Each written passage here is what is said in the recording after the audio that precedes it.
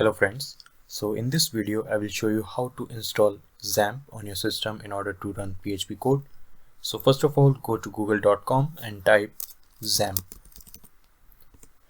Now you can see this download link, click on it. Next you can see that we have download options for various operating systems.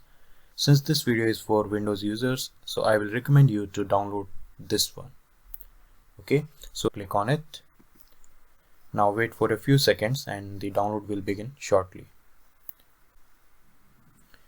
Now I will save it to desktop and it will take some time depending on the internet speed. But as you can see, I have already downloaded this file, so I'm not going to download it again, but you can pause this video and continue when you are done with downloading the file. Okay, so I hope you have downloaded the file, and if you are facing any issues, then you can leave a comment describing about the error or issue. If you are a Mac user, you can find the video link in description about how to install XAMPP on macOS.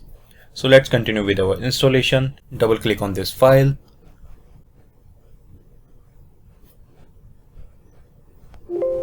Okay, so this is the installation wizard. Click on next. Here you don't have to do anything, so just click on next. Now it is asking for where you want to install XAMPP.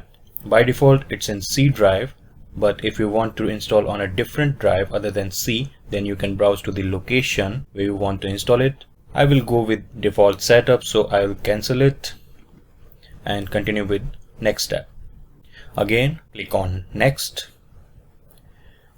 Now you can see setup is ready for installation. So as soon as I click on next, it will start installation. Here it will take some time, so I will fast forward to the end. Okay, so as you can see, setup has finished installing XAMPP on the computer. So if I click on this finish, it will start control panel. Okay, so now you can see with XAMPP, here we have Apache, MySQL, FileZilla, Mercury and Tomcat. For PHP and MySQL, we are going to use these two, Apache and MySQL. Let's start the server, and for that I will click on start. Now you can see it is working fine, so I will minimize it. Now let's try something in PHP. Open my computer. Here in the end you can see this is XAMPP. Then open htdocs. Here create a new folder. We'll name it testing PHP. Okay, so now I will also open VS Code and simply drag and drop into VS Code. Okay, now I will create a PHP file, index.php, and here